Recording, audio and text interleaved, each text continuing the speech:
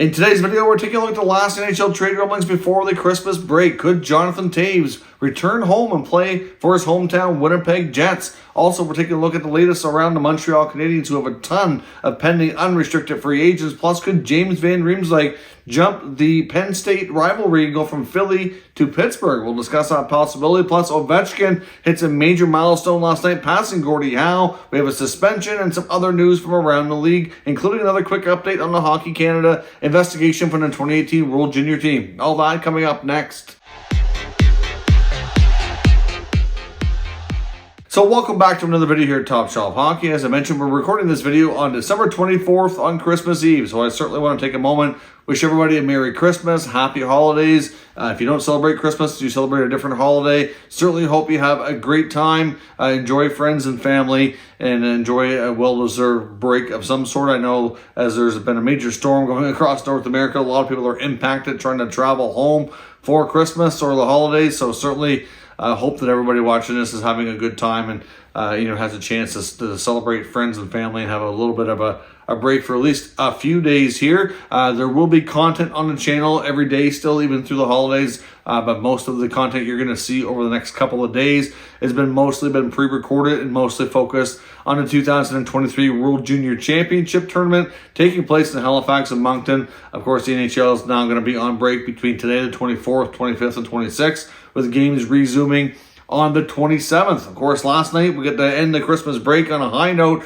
watching Alex Ovechkin not only tie Gordie Howe, but then later in the game pass him. When I recorded yesterday's video, he had scored his first goal and had tied Mr. Hockey at 801 goals. And then by the end of the game, he ended up getting an empty net goal, which he tried to pass off, and his teammates kind of force-fed it to him almost. And he ended up getting it in from a kind of an awkward angle, in my opinion, but certainly a number 802.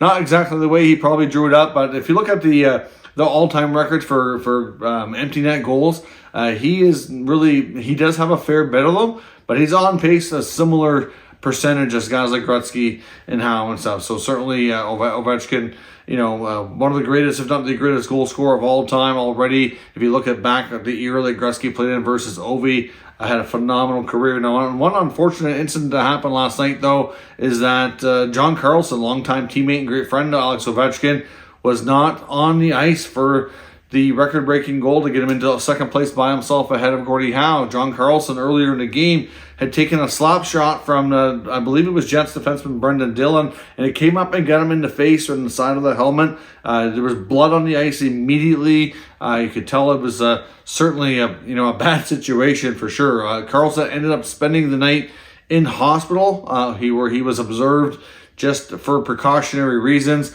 I believe now he has been released from the hospital, but is considered out indefinitely, and we'll have to await further updates from the Washington Capitals organization. Certainly not the Christmas gift I'm sure that Carlson was hoping for this year, but certainly like a dangerous situation, and we hope that he's okay and won't be out too long for Washington. The Capitals have had a lot of adversity this year when it comes to the injury bug. They're hoping to get back guys like Backstrom and Wilson here in the very near future, hopefully sometime early in January perhaps, and having Carlson go out if it's long term, it's certainly going to be taking a step back at the same time as taking a step forward with the other guys that are hoping to get back in. But Ovi had a great night. He said he was happy to do it on home ice, which is certainly nice to see. I think it's fitting, in my opinion, that obviously the longtime Capitals fans have supported that team and have watched him throughout his career, that he got to do it at home after numerous failed attempts on the road as they completed their road trip in the last swing.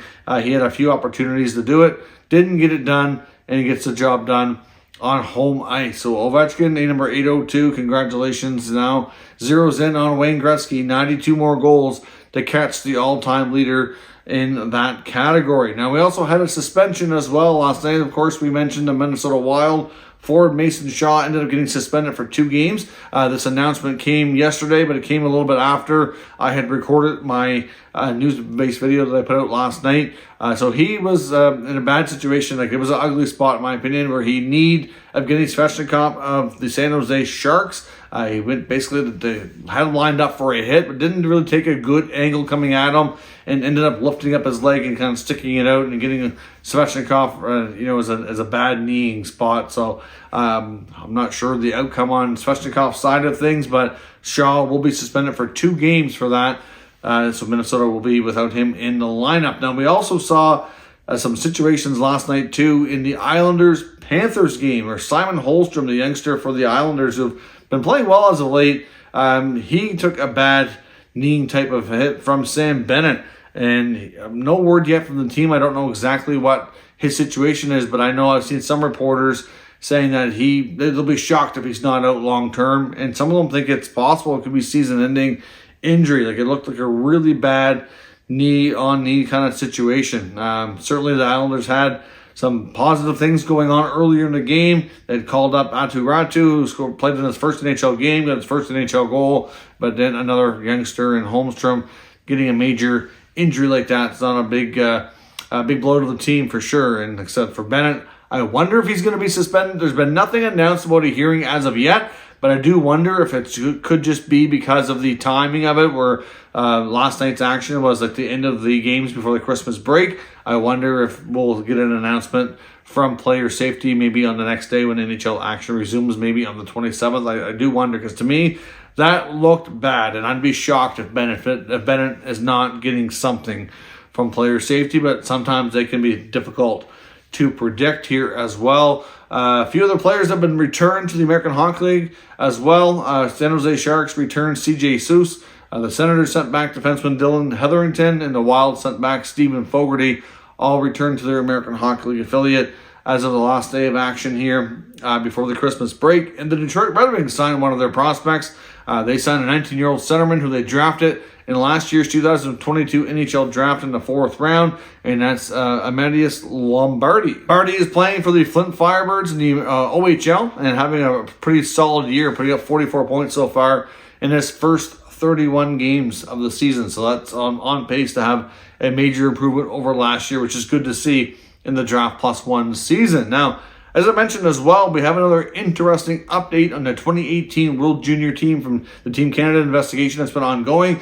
Of course, I put out an update earlier this week based on the 94-page report that the courts had from the London police that the Globe and Mail had gained access to. Unfortunately, I guess for a lot of the names and things are still redacted in those reports, so we still don't know much about the identities of the players or anything of that nature. But there was an interesting other person identified in the report, which we still don't know their name, but we do know a little bit more information about them. There was an older gentleman referred to in this report. When I did that video talking about that update, I said I couldn't confirm it, of course, but I wondered if they might be somebody who works for Hockey Canada, given the fact that they were hanging around the players a lot and buying them drinks and all those types of things. So the scenario is that the victim here, when interviewed, identified an older male who was at the bar buying drinks for the players and was hanging around a lot. And even she said that he had bought a shot and had poured it in her mouth when they were partying and having fun. And obviously this person's identity has become interesting to wonder, what their role was in any of this. Now, there's no evidence right now to suggest that that person went back to the hotel with the player or was involved in any way with the events that happened at the hotel. But I do wonder if there's, any kind of, repercussions for them buying drinks and all those things, for their activities at the bar. I don't know. But the person was referred to as MM. I don't know if that's, we don't know much more about it, but we do know after some more digging from the Globe and Mail reporting that the person is a 34-year-old man and works for Nike Canada. Apparently there's some sort of a senior executive or senior employee with Nike Canada, and they are a former hockey player who played in the OHL. So certainly somebody, I don't know that they made the NHL. There was no word of that.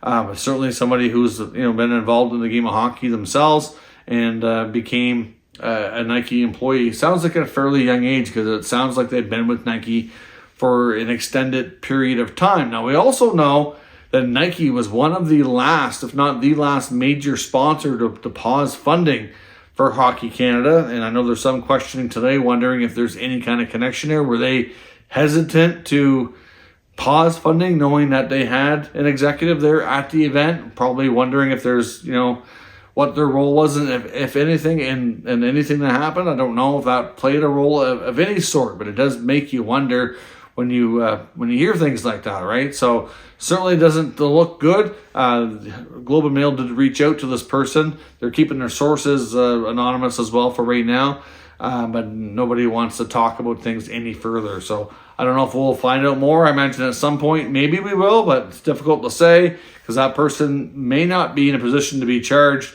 given their role, because obviously they, like I said, there's no evidence to suggest they went to the hotel with the player and the girl, and we don't know that they were involved in any other way besides buying drinks and hanging out with them at the bar. Now, on to the trade section of the video. I want to talk about a few players, one being James Van Riemsdyk. Now, we know that James Van Riemsdyk in Philly is 100% available based on a variety of NHL insiders. He's in the final year of his contract. The Flyers want to move on, see what they can get in return.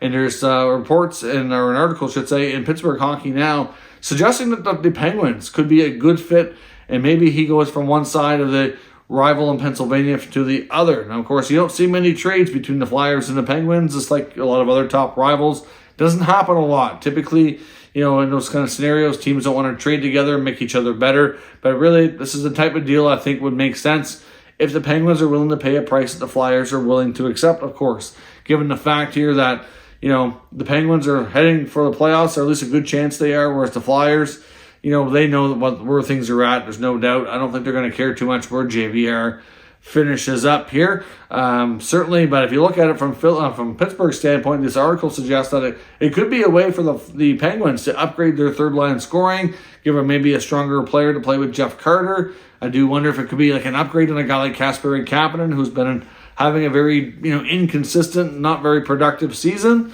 That's a possibility. I don't know what kind of the return package could be going to Philly, but I don't know exactly what the cost will be. But Van Riemsdyk to Pittsburgh does make some sense. But like I said before, there's going to be some other teams interested as well. But obviously for a team who could have him on the third line, somebody who can kind of play up in your lineup if you run into injuries or something's just not working, he can play top six. He's done it before. He's good around the net. He can contribute on the power play. He's not the quickest, of course, depending on where you want to put him, but certainly he can be purposeful and still have a role in the team to help guide some extra offense. In regards to the Montreal Canadiens, there's a variety of reports looking at their players that are likely being made available here, but I know we talk a lot about their pending unrestricted free agents, but I know Pierre LeBrun on the most recent episode of Insider Trading, or actually a couple episodes back, he talked about this probably in the past week, talking about how some of their players might be difficult to move. So we might not want to prepare ourselves that there's going to be like a ton of trades out of Montreal because some of those players just don't have much value.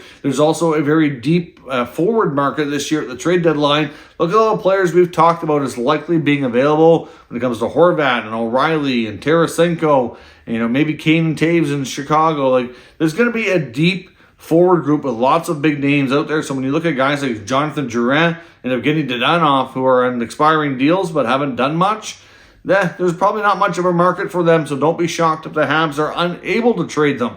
Not that they don't want to or they wouldn't want to, but it's just going to be tough. There may not be any takers, and they may finish out their contracts in Montreal. Now, he also talks about the fact that he doesn't believe the Habs really have much of an appetite to move Josh Anderson or Joel Edmondson, but there has been an interest and inquiries to the Montreal Canadiens organization, and they may pull the trigger if they get the right deal. He feels that's more likely to happen on Edmondson than Anderson, giving the shorter contract and smaller amount of money than he's owed. So that could be something to watch there, but the one he wonders the most about is Sean Monahan.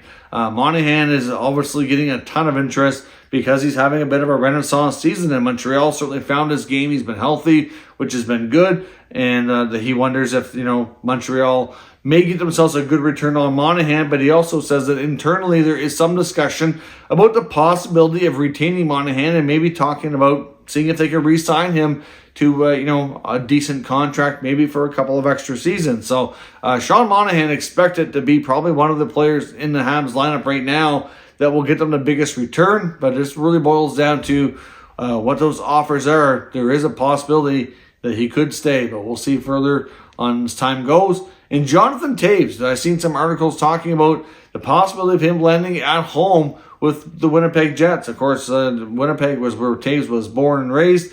Of course, been in Chicago a long time. And if this doesn't happen at the trade deadline, it might be something that's more likely to happen in the offseason when Toews is a pending unrestricted free agent. Now, the articles that I was reading here through The Athletic were talking about the possibility that they felt it was a good chance that Toews would be willing to go back to Winnipeg. For one, it's home. He hasn't played in Canada through his career, obviously been in Chicago the whole time, so that might be appealing to him. Secondly, it's not like he's chasing his first Stanley Cup. He has multiple Stanley Cups to his name, lots of other hardware, so might be a case where he could be a great piece for them. We know in Winnipeg that there's some players there that have uncertain futures. We wonder how things are going to go. Like Mark Scheifele's having a phenomenal year this year. And, we knew at the end of last season there were some question marks. He's going to be due for a new contract soon. Will they work out an extension with Scheifele? Is Blake Wheeler going to be done at Winnipeg soon? Dubois didn't want to sign long-term, and there was rumored he wanted to try to get himself to Montreal as soon as possible. Well, adding a guy like Jonathan Toews would be a great asset to have this year and moving forward, given the fact that he's such a responsible two-way player. I mean, he's not, the offensive dynamo that Patrick Kane is by any means, but he can still produce some offense. It could be somebody to gain, to guide that team and who's won before, right? Sometimes it's hard to understand what it takes to win when you haven't been able to accomplish it. But Toews going back to the Jets, whether it be this year at the deadline or later on as a UFA, makes a ton of sense and a variety of reasons. But I think that in Winnipeg's case, before they'd want to re-sign him, they would certainly want to get a better idea of the future and where things stand with Dubois and Scheifele, who I know at one point they kind of envisioned as having 1-2 down the middle for an extended time. But Jonathan Toews, even at this stage of his career, if he was a number 3 center in Winnipeg, giving him an extra good two-way player, that might not be a terrible idea either, right? Certainly increases their depth. I know Adam Lowry's a good number 3 as well, but certainly Toews could be a big help, bring the leadership and everything that comes with them as well. So we'll see what happens, but an interesting thought to see Jonathan Toews maybe end up with his hometown Winnipeg Jets. That's all your news and rumors for today. Thank you very much for watching. Again, I hope everybody has a terrific holiday. Merry Christmas to everybody. And certainly if you're new, make sure you subscribe and stick around. We'll be posting content here even over the holidays and looking forward to getting back to all the NHL news once the league resumes on the 27th. Thank you for watching, and I will catch you next time.